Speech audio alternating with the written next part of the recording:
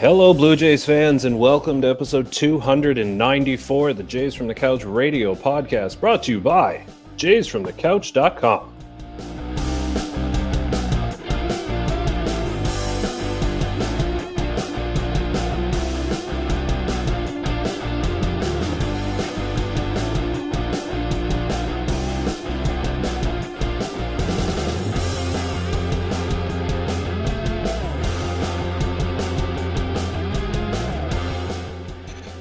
It's the Jays from the Couch radio podcast. I want to thank you for tuning in for another week, whether it's through our live stream on YouTube, Facebook, or Twitter, or you're catching the audio version after the fact.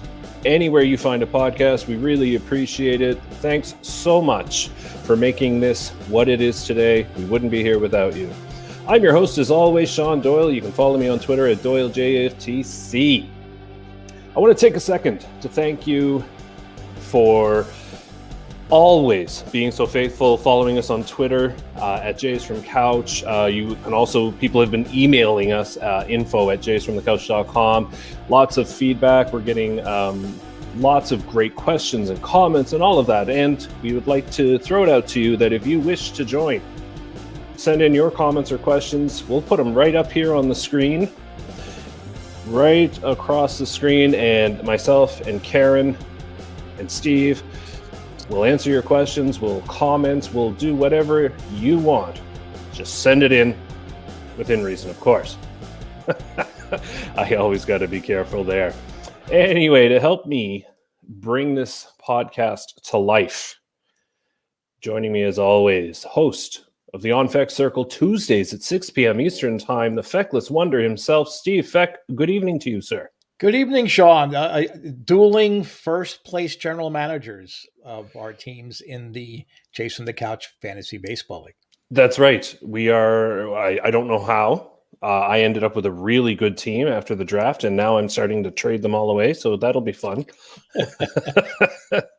and as well, host of Sunny Side of the Dome, Thursdays at 6 p.m. Eastern Time, Karen Suter. Good evening, Karen. Good evening, Shaun. Good evening, Steve. And watching at home on YouTube is Christian Rao of the Rao Report. He says, happy Monday to everybody except Shaun, who is going down this week in fantasy. LOL. Lol. Well, guess what, Christian? You've got a tall order ahead of you, buddy. My team is good. Christian and I are going head to head. And I got to say, if you love baseball, if you're a baseball fan, you got to follow the Rao Report. He does an excellent job. He reached out to me maybe a couple of years ago now, and just to talk Blue Jays, but he's got a podcast for every baseball fan. So please check out the Rao Report. Anyway, on our show, we've got a great episode for you this week. We've got Blue Jays Talk for All. Our MLB Minute segment will discuss the so-called unfair COVID limitations teams have playing in Toronto. We'll discuss the starting pitching woes, surprises, and disappointments in the start of the 2022 season. And we will wrap up episode 294 with our ever-popular fake news segment. But before we get to all of that, I want to take a second and remind you that you can help us fight I don't even know, there's not a word strong enough, but to help us fight the incredibly insidious disease, ALS. We have our fundraising event going on. I'll read the website to you, but it's support.alsevents.ca/Jays from the Couch. The links are on our website as well at jaysfromthecouch.com, where you can make a charitable tax-deductible donation to the ALS Society of Canada to help fund their research, so that one day, just one day, and I hope I live long enough to see it, that we can actually treat and maybe even cure this horrible disease. Now, of course, if you are somebody who likes to get something for your money, I don't blame you one bit.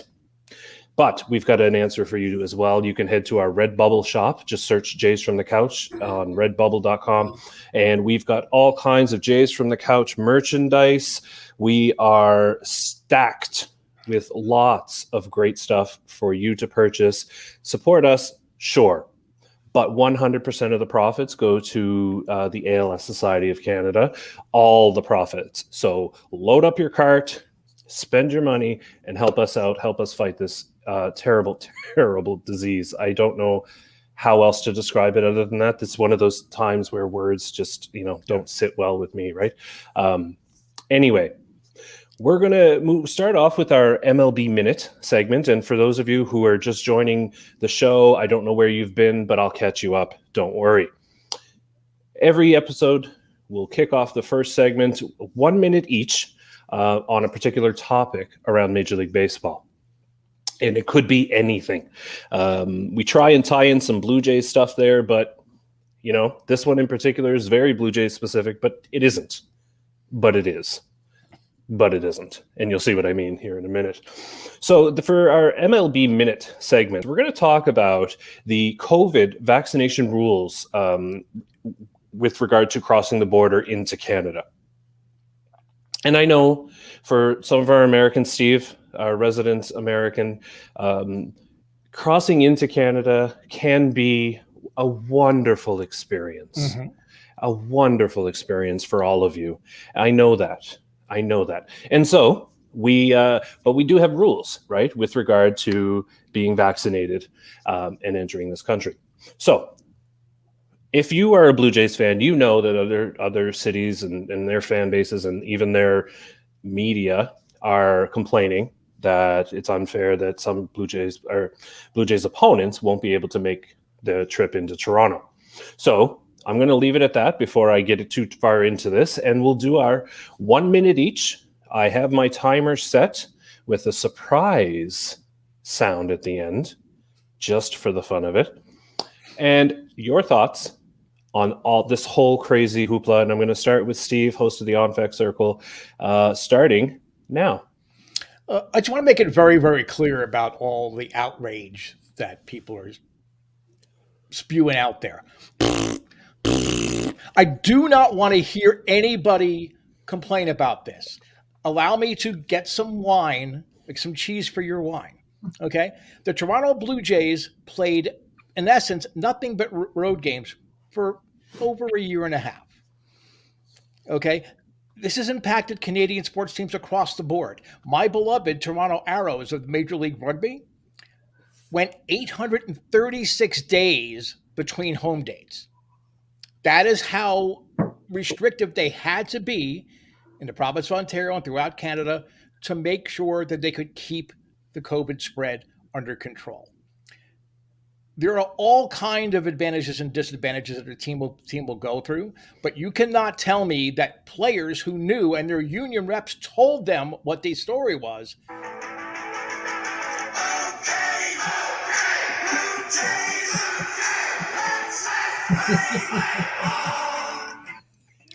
Okay, stop whining. Get your shot. Well done. And just again, for the record, Steve had no idea that song was coming. So that was well done, Steve. Thank you. Good for you. All right, Karen, host of the Sunny Side of the Dome, Thursdays, 6 p.m. Eastern Time. 1 minute on the COVID vaccination border crossing rules. Right. Well, this might be one of those times when I don't feel so sunny because I am sick to death of this topic. I mean, you want to make your choices and remain unvaccinated. Choices have consequences, people. And like you guys have been saying, everybody knew about this. That's as of January 15th, unvaccinated athletes were no longer going to be allowed into Canada. And certain members, Steve, no disrespect, but certain members of the American media just won't stop going on and on about, oh, it's so unfair that's unvaccinated people aren't allowed to go into Canada. The U.S. has the same rule that they're not letting unvaccinated people into the U.S. now either, unless they're American and they're coming back from wherever they might be allowed to be. The only reason that it stands out is that there are 29 American-based teams and one Toronto Blue Jays that's here in Canada. and Mark Shapiro made the comment that, how are we at a disadvantage? Sorry. They can't sign or trade for players who are unvaccinated, whereas the other 29 teams can. So they've had their limitations just as much, if not more, than the American-based teams. So Like you said. Amen. Amen. I'm going to throw my 1 minute up here, and I'm going to take it a little bit different approach because I think you guys have covered the real meat of why everybody needs to just shut up about it. But I'm going to go ahead and say that baseball is a sport. It's a game. We're talking about bringing COVID-19 in whatever variant form it comes in, but bringing that into another population. And if your head is so far up your rear end that you cannot come to grips with the fact that this is not just about you and your choice, then you know what? I don't think you deserve to come into the country anyway. So you're getting paid millions and millions of dollars to sit at home. You don't get to make a trip to Toronto for a weekend. Oh, well, I don't feel bad for you. I don't feel bad for anybody at this point in this pandemic that is still struggling with this. So don't cry to me that you can't come to Toronto to play a game when there are people still dying from this this whatever you want to call it, this disease or whatever it is. I'm so worked up I can't even think of words right now. Stop whining. That's it. Aaron Judge, don't care. Don't. Did you see? Apparently, Aaron Judge, after Guerrero's 3 home run game, said, "Oh, that was so great. I just wish I'd been able to see it on TV." And someone on Twitter said, "Yeah, well, wait a week or two when the Yankees are in Toronto, and then you can watch it on TV." Exactly. It's a privilege thing that just drives me absolutely crazy. Anyway, we're going to move now into our main discussion for this week. And I thought we'd take a look at the struggling starting rotation. It's no secret. The offense, there's a little up, there's a little down, and it kind of balances itself out. The bullpen has been great. Thank God. It has had to be because the starting rotation has been a dumpster fire. Alek Manoah, of course, is on the outside of it going, what is going on here? I can pitch. Why can't anybody else? Right. Come on, boys. You're just throwing a ball here. Anyway, I wanted to start with I'm going to save Ryu because, wow. But just a little kind of context here. Jose Barrios in 2 starts has an ERA of 11.81 over 5.1 innings. Kevin Gausman, 2 games started, a 4.22 ERA, but a FIP of 0.47. So he's pitching far better than his ERA would indicate. 14 strikeouts in 10 innings. Kikuchi, 1 start, 3.1 innings pitched, a 5.40 ERA, and a FIP of 7.60. He's pitching way worse. So now, before I go too deep into this discussion, I'm going to remind everybody that, yes, this 2022 season is only about a week and a bit long or so, 2 weeks. Time is a construct, so 2 weeks-ish. 2 starts for some of the starters, and then 1 for Kikuchi. Man, I wish it was 1 for Ryu. So before we get into specifically talking about Hyunjin Ryu, because I'm going to throw those numbers right up here on the screen, and because they're just that ugly. But Steve, I'm going to start with you. What are you seeing with this Toronto Blue Jays rotation? Is it just as simple as a short spring training? I don't think it's ever just one thing, and I don't know that you can just say and point to that and say, oh, this is why.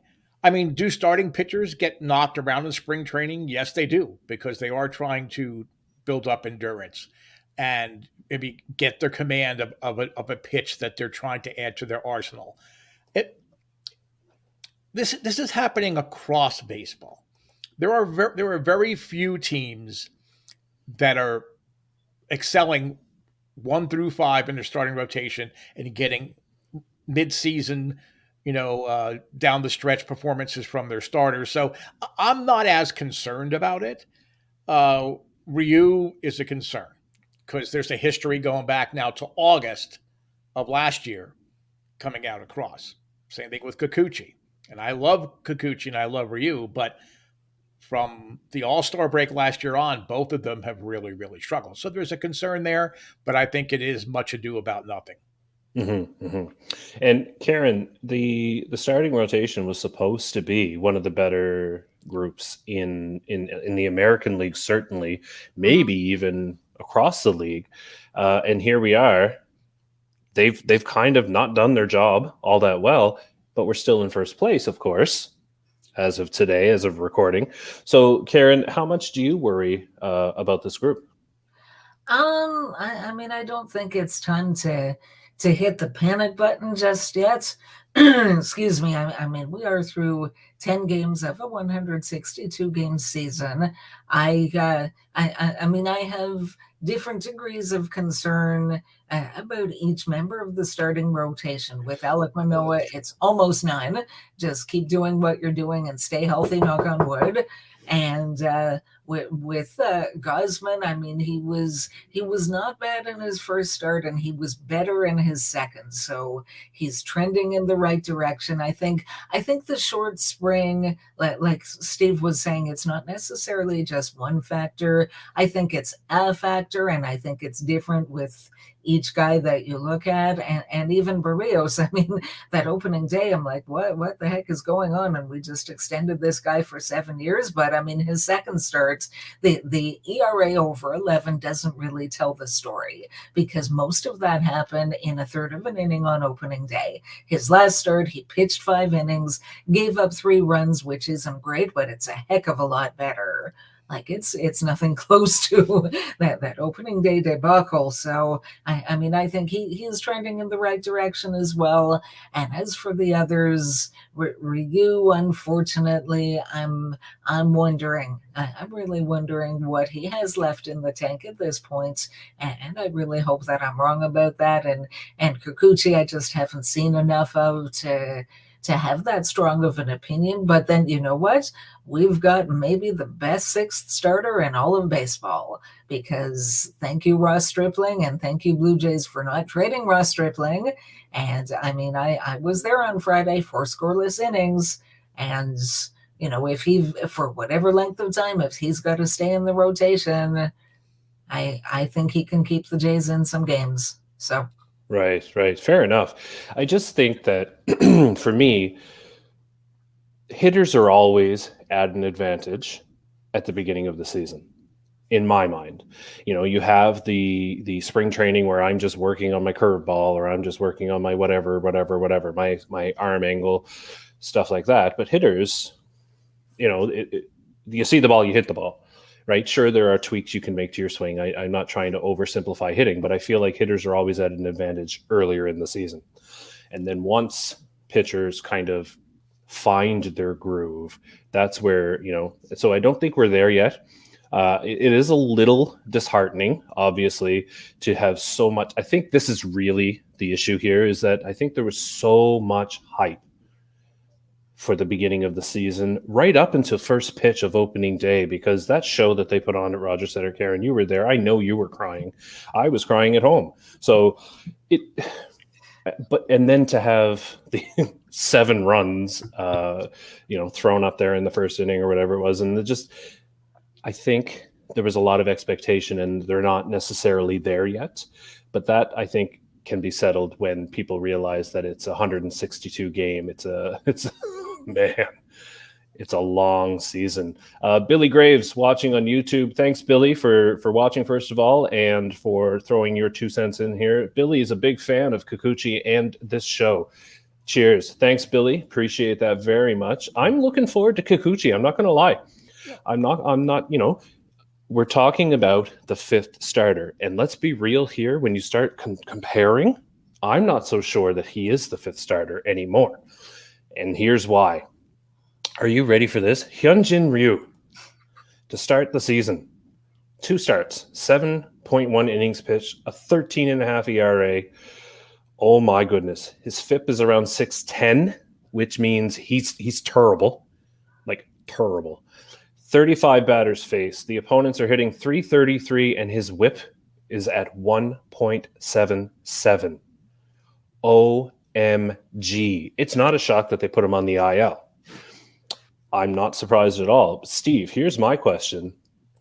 When you purchase the services of a free agent, you are paying for the beginning portion of their contract, the here and now. And then you put up with whatever that downward turn is at the end of it. So, Steve, my question to you is that where we are now? We are exactly 2 years in the middle of Ryu's contract.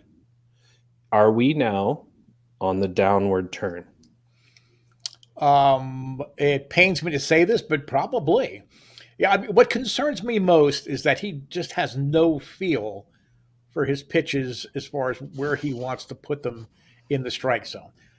Sometimes it can be frustrating with pitchers from Japan, or in Ryu's case, Korea, because they do nibble, and they have an idea. It goes, okay, this pitch is going to be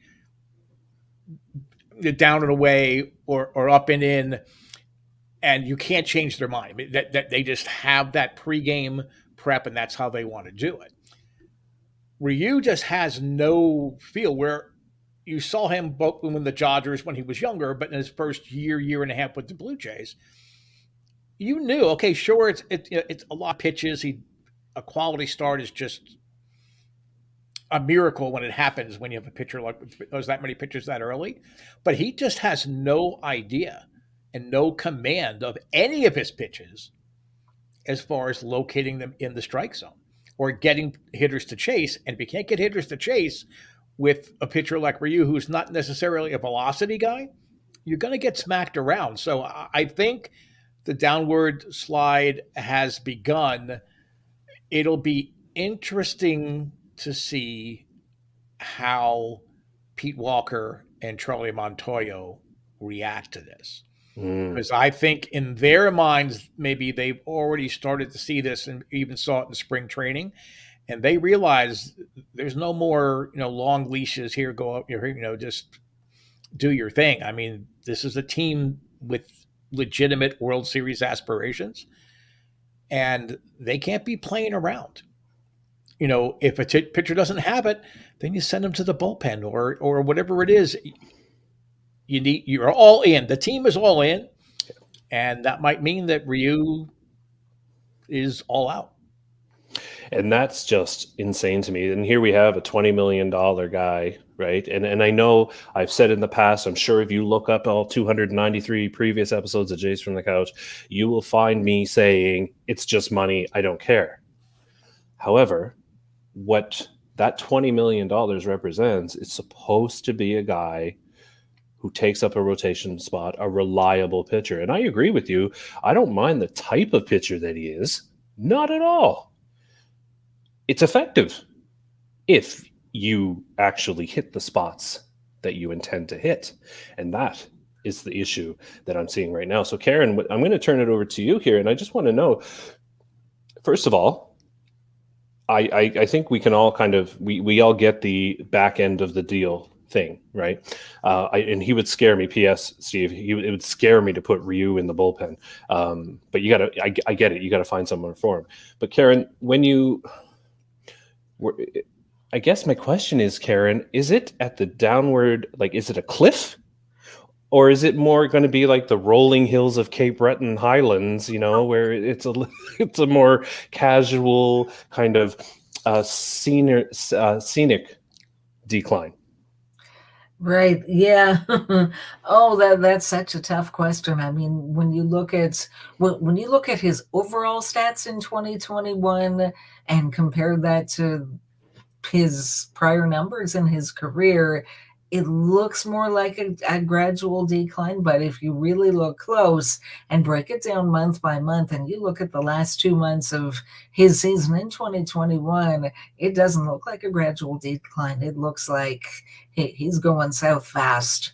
And I mean, I really, really hope that I'm wrong. I hope that he just takes some rest while he's on the injured list and comes back whenever and actually pitches effectively. But yeah, he is the one pitcher of all six, because I'm very much counting Stripling as part of this mix right now. Of all six of them, he's the one that I am by far the most worried about. So, and it's too bad. I mean, like I said, they spent, like you said, they spent $80 million on who was one of the top free agents at the time, and he was terrific in 2020. But who knows? I mean, if it had been 162 games instead of 60, who knows if he would have sustained it, because his first 2 months of last year were also pretty darn good. He looked like the Ryu of old, but I don't know if he's at a point in his career with all the innings that he's logged, because you can't just look at Major League Baseball. How long did he pitch in Korea before he came to the majors? So he's got all those innings on that arm now, and maybe he's just gotten to the point where the body can only take so much. So yeah, maybe. And it's really tough, right? Because you think back when, the 2017, 2018, 2019 years, when, I've spoken to Mark Shapiro about this idea of, well, just sign this guy, sign that guy. And, the how much risk can the team take on? You take on more risk when you're ready to win, because you have to. The Blue Jays signaled to the world that that's what they were ready for when they took on Ryu. Yes. And now, I mean, it looks like a $20 million pitcher is not worth a $20 million salary. But the real question is, can he rebound? And Steve, I don't want to take up too much time on Ryu, because we have a couple of other guys we want to talk about here. But Steve, my question to you is it just, it's early, his elbow is messed up, he'll do his IL stint, he'll come back and he'll be fine for the remainder of his contract? Or is this what we're looking at for the rest of the 2 years? I think this is what we're looking at for the rest of this year. I don't know that he pitches on the Blue Jays unless he really does make a comeback. Charlie Montoyo's reaction in that press conference, and again, he had a bad that day already, but that spoke volumes to me, where he literally, in essence, called him out and said, look, he has to have his command. He's got to get it together. When he said, I'm not here to make excuses for you, I think that's definitely not Charlie Montoyo. But I think, he's laying it out there. So perhaps there are underlying things where, again, you don't want to speculate or start rumors or whatever, but maybe there's more to this picture than just declining performance. Right. Maybe. Christian has an excellent idea, but I'm going to go to Karen here first. So Karen, same question. Is it just early in the season, he'll be fine? Or is this basically what we're looking at? Questionable, another 2 years of questionable starting pitching? I mean, I want to always believe the best, particularly where a Toronto Blue Jays player is concerned, and one that obviously they didn't spend the kind of money that they spent on him without having expectations. Those contracts come with expectations. I want to believe that he's going to bounce back and at least provide some quality to the Blue Jays, but if I had to predict, I'd say no. Yeah. One of our clever readers or listeners can do up a poster, that X-Files I Want to Believe poster, but instead of the alien ship up there, we just put Ryu's face, right? But before we move on here, Christian, the Rao Report, has an excellent idea. There's no opt-outs for Ryu. Could have been helpful this winter. That could be a fake news item right there, right? The Toronto Blue Jays institute a retroactive opt-out. But in all honesty, I don't know that they do, right? Because having the pitching depth is valuable. And, what Ryu can do, you don't give up on that too easily. So, it'll be interesting to see what happens, how long he'll be on the IL, and how he bounces back after that. But we do want to talk about a couple of other guys here. Julian Merriweather. This guy, no luck whatsoever over the last few years with regard to injuries. An excellent arm to have in the bullpen, in my opinion. And first of all, thankfully, he's healthy. But here we're looking at, let me see here. You got 4.2 innings pitched, 4 runs, 1 home run allowed, and a 7.71 ERA. So, Steve, we'll start with you. Is Merriweather just off to a rough start? No. I think that Merriweather, if you're going to pitch him in mop-up situations, or when you have to have an opener, you want him to come in and pitch an inning or two to start of a game. Okay, but I mean, I think injuries have taken a toll on Merriweather, and he's another guy that I don't think is ever gonna really be able to touch that ceiling at this point. He had that brilliant stretch, and and I was all gaga goo goo over it too last year when he wasn't hurt for that 15 or 20 minutes or however long that it was. It's just 4 games. Yeah, you have to. Once again, this isn't 2019. It's not even 2020. You cannot. There's nothing more disheartening than an inconsistent bullpen, especially if you have leads or you're putting guys in leverage situations that aren't performing. You can overcome, as the Blue Jays have proven, and they did on opening night when they were down 7-0, before most people were in their seats, and they came back to win. When a bullpen does that, it's like a goalie in hockey, or backup goalie. Let's say he comes in and just gives up a bunch of goals on the first couple of shots he sees. I don't think you're plotting that. Can Merriweather be an effective bullpen piece? Yes, but I think in leverage situations, no. Until he's earned it, right? There's he's got to be able to earn those high leverage spots. Karen, to you, what are your thoughts on Julian Merriweather? Do you like what you've seen from him? No, not particular. I mean, sorry. I tried to ask the question to tee it up in a nice sunny side of the dome kind of way, but I mean, it's very hard to sugarcoat that. I mean, like as we've all been hearing about Merriweather since he was officially the player to be named later for Josh Donaldson, and this guy has had one heck of a raw talent. And I mean, Steve, you make a good point. I don't know. I have no way of knowing to what extent all the injuries have taken a toll on his raw talent, because I think, if he's finally healthy now, why are these results with the arm and the raw stuff that we've been hearing about? I mean, is it command? Is it pitch selection? Is he throwing the wrong pitch in the wrong situation? I am at a loss, and people who know these fine details more than I do, Pete Walker or whoever, maybe somebody can find a key to unlocking that ceiling. I hope it's still in there.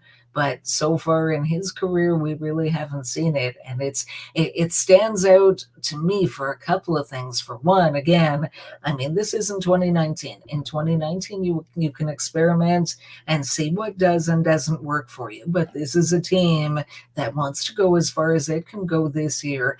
They need guys who can perform now. And I mean, knock on wood, they've had, I think of them as the Fab Five. Between Romano, Meza, Simber, Richards, and Garcia. What a signing Garcia has been.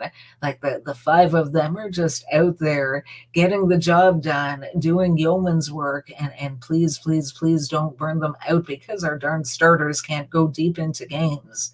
But I mean, there's these guys, and soon enough, on whatever it is, it's May 2nd, that you have to go down to 13 pitchers. That's it. It's going to be a bullpen of 7 guys. So it would be nice if they could have 2 more guys along with those 5 who you can run out there and be pretty certain that they're going to get the job done. And I wish that was Julian Merriweather, but right now it isn't. So Yeah. And it's so tough too, right? Like we're talking about 10 games of a season that's 162 games, and in the past, there's this adage in baseball that you don't really know what you have until you're 40 or 50 games in. But as you both of you have said a number of times already this week, it's the there's no margin for error. You need to win. And Steve, I know last year you were touting this louder and longer than anybody, that when you lose a game in April or May, it's difficult to make that back up in September. So I get the urgency. I think there's a bit of urgency for a lot of fans.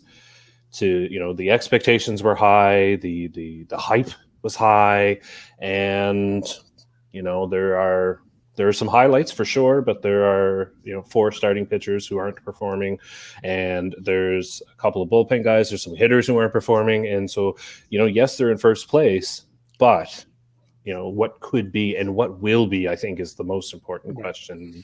And obviously, we won't know until we get there. But before we move on, we've got our famous fake news segment here.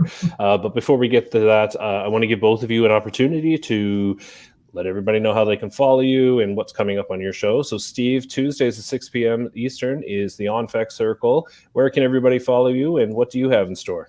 You can follow me on Twitter at FecklessWonder. You can also send emails, whether they be positive or not, to fecklesswonder@chasefromthecouch.com. I love to have conversations. I really don't want people to always agree with me, but I want them to at least consider all points of view. So please, even if you're hesitating, and most of you don't, but even if you're hesitating, making comments from my show or when I'm on the podcast, it's okay. I really want the conversation. Now, tomorrow night will probably be one of those nights that I get lots of emails, because I believe that the Toronto Blue Jays need to move Vladimir Guerrero Jr. off of first base right now, have Guerrero come in and play first base, and I'll explain exactly why. I'll go into painful detail as to why it may be best. And there's still time. Guerrero is such a great athlete. I have no doubt that he would be a tremendous outfielder. Doesn't mean he doesn't ever play first base, but not on a regular basis. And trust me, it'll make all sense after the show tomorrow night, 6 p.m. Eastern time. Oh my. Oh man, that is must watch right there. How I can't wait to see how you justify that. I cannot wait. I can't wait. That'll be a show. Karen, you've got to follow that up on Thursday at 6 p.m. as well on Sunny Side of the Dome. Let everybody know how they can follow you and all that. Yeah, I'm on Twitter as well at Karen Sutar1, just as it's spelled there. And I am on Twitter a lot and love to talk baseball or other reasonable topics of conversation, and mutual respect is always important. And so Sunny Side of the Dome on Thursday. I have no idea how I'm going to follow that up. But sorry. So someone that I follow on Twitter said that maybe Tapia could pitch better than Ryu right now, so maybe I'll go with that angle. Well, if he gives up as many pitched. If he gives up as many ground balls as he hits, this could be a great idea. Sorry, I apologize. Major League Baseball is a hard thing. Anyway. So it is time to put a ribbon on this episode with our fake news segment. I'm so excited for this one. I cannot wait. Okay. At this time, Jays from the Couch proudly presents Fake Blue Jays News. Karen, over to you. Home plate umpire Jeff Nelson drew the ire of Blue Jays players, management, and fans alike with one of the worst called games in a very long time on Saturday, which ended in a 7-5 loss to the Oakland Athletics. Jays from the Couch has found out the reason behind that very poor performance, where of 56 called strikes, 18 of them were actually not in the strike zone. Following the game, Jeff Nelson was spotted outside the Rogers Center having a conversation with someone with known ties to organized gambling crime, receiving a large bag full of cash. When asked what was the reason for the cash, he answered, "Well, it's not from Santa Claus." And remember, this has been fake news. The bag had that Sportsnet Bets logo on it. They're really pushing it hard this year. I thought you were going to say he was talking to a statue thinking it was a human because his eyesight was so bad. But oh, man. Okay. All right. My turn. Oh, camera one. Okay. Here we go. All right. Jace from the Couch has learned that the TTC wants to better reflect the customers it serves who happen to be Blue Jays fans. It will be changing the name to all transportation going into the Rogers Center. All of it will now be called the Blue Jays Bandwagon, and a one-time fee allows you to jump on and off whenever you feel like it. Team wins, jump on. Team loses, jump off. The TTC spokesperson told Jays from the Couch that this will better mirror how some Blue Jays fans plan on following the team this summer. In other news, in an attempt to bond with their bullpen mates, the Blue Jays relievers have come up with an idea for a t-shirt they will all wear for the foreseeable future. They will be blue shirts with white lettering on the front that says, "What rotation?" When asked what the shirt means, stud closer Jordan Romano simply shrugged and smiled. Steve, over to you. Thank you, Shaun. The biggest challenge the increasing diversity in Major League Baseball creates is an obvious one: the abilities of the on-field and front office staffs to communicate with players in their native languages. This point has taken center stage for the Jays and Hyun-Jin Ryu. Apparently, the concept of quality starts has been lost in translation for the veteran left-hander. Ryu and his translator apparently have interpreted the emphasis placed on him to deliver quality starts every time out to mean quality of pitches, not lasting at least 6 innings and allowing 3 or fewer runs. Pitching coach Pete Walker caught the sense of confusion following the last disappointing start, and GM Ross Atkins is hopeful Ryu now understands what is expected from him. Jace from the Couch has also learned that the left forearm strain that landed Ryu on the IL Sunday is actually a case of carpal tunnel syndrome that flared up after repeated use of his Korean English dictionary to find the right words to use as excuses for his disappointing performances. Speaking of Ryu and his struggles, Blue Jay fans and media were truly surprised by the critical comments of Jays manager Charlie Montoyo regarding Ryu's lack of consistency in command. During his post-game press conference after Saturday's game against the A's, the usually unflappable Montoyo snapped, "I'm not here to defend Ryu." And in answer to questions from reporters, Charlie seemed to also take his comments to another level when he replied to Ryu's explanation of the left forearm soreness. "That's what I heard from the trainer." Charlie definitely had a tough day on Saturday. But the real reason for the uncharacteristic tone lies with the movie Bull Durham. Montoyo is a huge fan of the baseball classic, specifically of Bull Durham manager Skip. Montoyo no doubt relates to the character of a longtime minor league coach. Plus, Montoyo was the manager at AAA Durham when he was part of the Rays organization. Now, given the expectations placed on Charlie to bring a pennant to Toronto, a locker room source revealed to Jace from the Couch that Charlie often watches the iconic scene where Crash Davis tells Skip to scare him. This motivational technique should not concern Blue Jay fans unless he starts calling struggling players lollygaggers. And finally, it's Patriot Day today in Boston, which meant celebrations at Fenway Park and in the traditional 11 a.m. start time. Just before a broadcast, the Blue Jays announced that the game between the Sox and the Jays next Monday has been designated as Pandemic Day at Rogers Center in honor of the multiple unvaccinated Boston players who will not be permitted to travel to Toronto to take part in the 3-game series. Back to you, Shaun. Sometimes you win, sometimes you lose, sometimes it rains.